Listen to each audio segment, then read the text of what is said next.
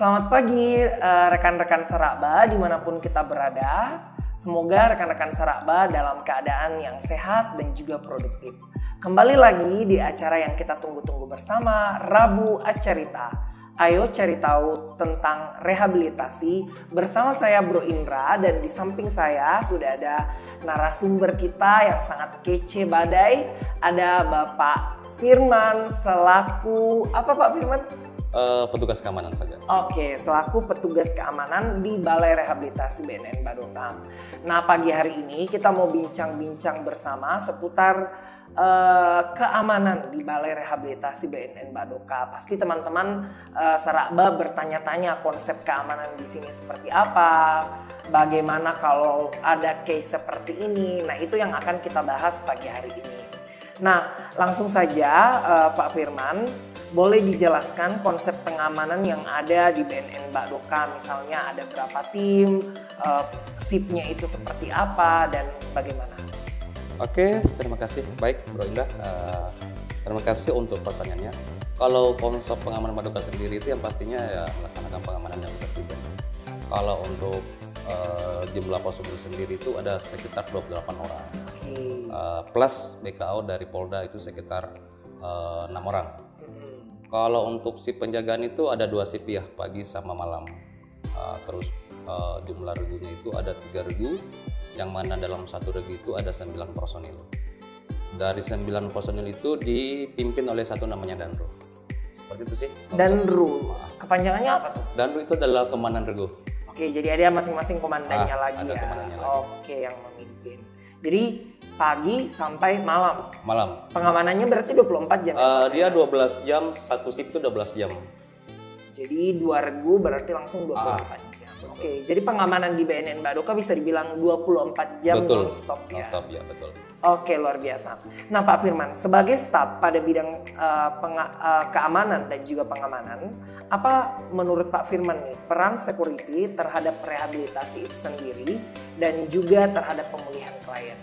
Kalau perannya sendiri itu terutama ya keamanannya, pastinya yang menjaga keamanan itu sendiri.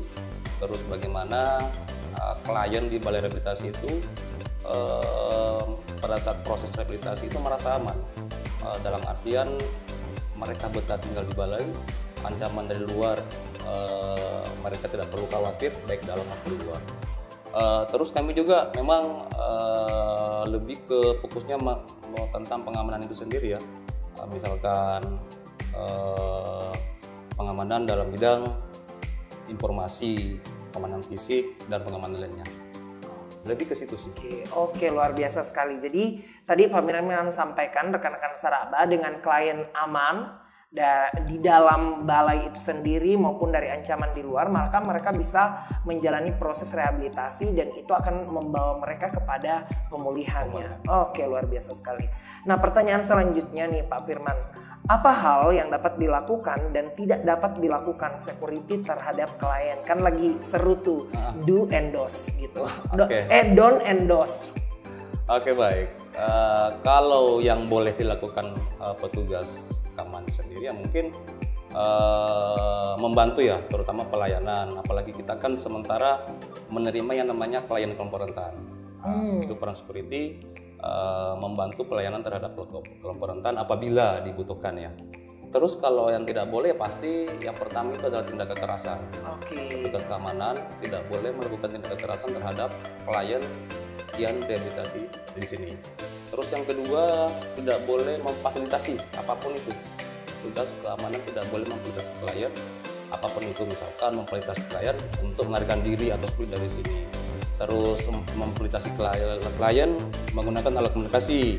Itu tidak boleh. Jadi intinya pengamanan fokus pada pengamanan, pokoknya saja itu pengamanan, melaksanakan keamanan dan pribadi balai itu sendiri. Oke, luar biasa sekali. Terima kasih Pak Firman. Nah, tadi kita sudah belajar bahwa dari yang tidak boleh dilakukan security terhadap klien itu adalah tidak boleh ada sama sekali kekerasan ya di dalam balai itu sendiri. Nah, ini menjawab stigma-stigma yang mungkin beredar di luar sana ya, di mana lembaga pemasyarakatan itu mungkin rentan dengan kekerasan dan lain sebagainya. Kami menjamin bahwa di Balai Rehabilitasi BNN Badoka itu sendiri tidak ada kekerasan dan juga tidak ada diskriminasi. Betul, betul. Oke, nah pertanyaan selanjutnya nih Pak Firman. Kan balai ini agak spesial ya pasti ya dari lembaga-lembaga yang lain. Adalah maksudnya perbedaan. Nah, apa sih yang berbeda dari pengamanan antara yang dilaksanakan di BNN Badoka dengan di lembaga-lembaga lain? Tentunya pasti Pak Firman pernah lihat dong konsep pengamanan di lembaga-lembaga lain selain di BNN Badoka. Oke, baik Bro Indra. Kalau untuk pengamanan spesial, ya mungkin kami di sini mulai dari depan pos-kosan kosong ya. Mungkin dilihat dari pertama awal kami masuk itu bagaimana prosesnya. Yang pertama pasti ya kita harus tahu dulu tamu ini maksud dan tujuannya datang ke Bali seperti apa. Seperti itu. Terus setelah kita tahu ya kita minta dulu identitasnya, ya kan, identitasnya. Kemudian melakukan yang namanya pemeriksaan bodi maupun barang atau seperti itu. Kita harus memastikan bahwa setiap tamu ataupun orang pun yang ingin masuk ke balai itu betul-betul steril dari barang-barang yang berbahaya yang kami anggap itu tidak boleh untuk masuk ke balai. Terus yang selanjutnya mungkin terkait dengan pelayanan. Petugas keamanan harus dituntut untuk memberikan pelayanan yang prima. Terus bisa berkolaborasi dengan satuan-satuan kerja yang ada di balai rehabilitasi itu sendiri. Mungkin seperti itu sih Bro, gambaran singkatnya terkait pertanyaan tadi. Oke, jadi bukan hanya di bagian pengamanan saja spesialnya, tapi dia juga berkolaborasi dengan staf yang lain ya dalam hal pelayanan. Oke, good. Nah, pertanyaan selanjutnya nih Pak Firman. Apa kendala yang sering dialami security dalam mengamankan situasi dan kondisi di balai? Tentu dong pasti ada masa di mana ada kejadian-kejadian yang urgensi gitu. Betul. Oke, baik Bro. Mungkin kalau kendalanya ya mungkin pada saat melakukan penanganan terhadap klien yang dalam kondisi kejiwaannya psikiatri ya, atau dalam kategori dia mengalami gangguan kejiwaan. Oke. Walaupun dalam kondisi kejiwaannya tidak terlalu berat ya. Memang dibutuhkan kesabaran sih pada saat menangani klien seperti itu ya. Terkadang pada saat dia melakukan pelanggaran ya kita harus sabar. Bagaimana agar si klien ini bisa mengerti dengan apa yang dibuat dia. Kita jadi petugas keamanan harus juga paham, oh orang seperti ini tidak bisa dilakukan hal seperti ini. Karena kita tahu kondisinya beda dengan klien yang lain. Jadi menangani klien yang memiliki kondisi kejiwaan itu memang membutuhkan kesabaran ekstra. Ya tidak tahu toh kalau kejiwaan itu seperti apa. Itu ya kendalanya. Mungkin yang kedua terkait dengan penerimaan ya tamu. Misalkan pada saat kunjungan terkadang kan ada kendala posisi di mana keluarga klien itu tidak tertib terkait aturan-aturan pada saat kunjungan itu sih. Mungkin seperti itu sih kendala-kendala yang kami alami. Pernah adu mulut dengan emak-emak nggak Pak? Itulah. Kalau adu mulut itu mungkin sering.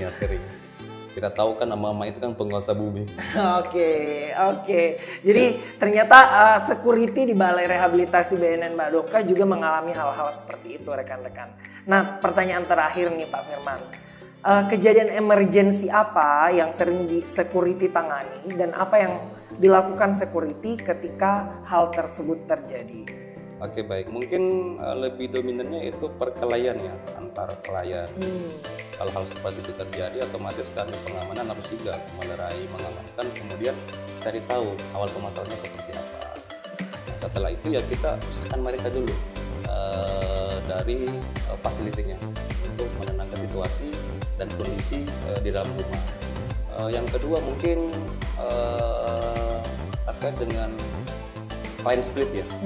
Split itu apa sih? Split itu adalah melarikan diri. Ada artian klien yang berusaha melarikan diri dari balai itu sendiri. Jadi kita harus memang ekstra karena yang kita jaga ini ada manusia yang memang mereka selain kita petugas keamanan yang pantau mereka, dia juga pantau kita.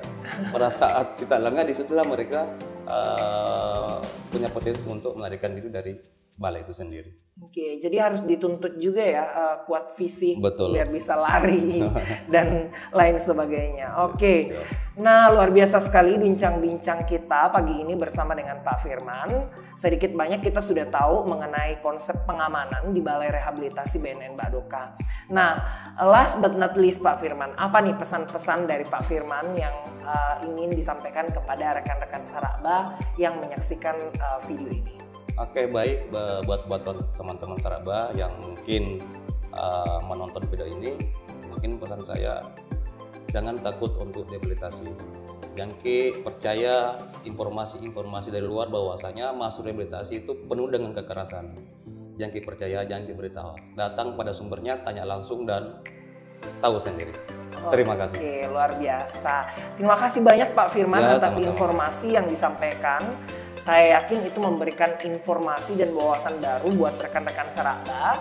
Dan saya juga terus mengajak rekan-rekan Saraba untuk mendukung berbagai kegiatan yang dilaksanakan di Balai Rehabilitasi BNN Badoka. Dan juga rekan-rekan dapat memantau secara langsung kegiatan-kegiatan kami melalui media sosial yang ada. So, jangan lupa untuk follow, like, dan juga share berbagai video kegiatan kami.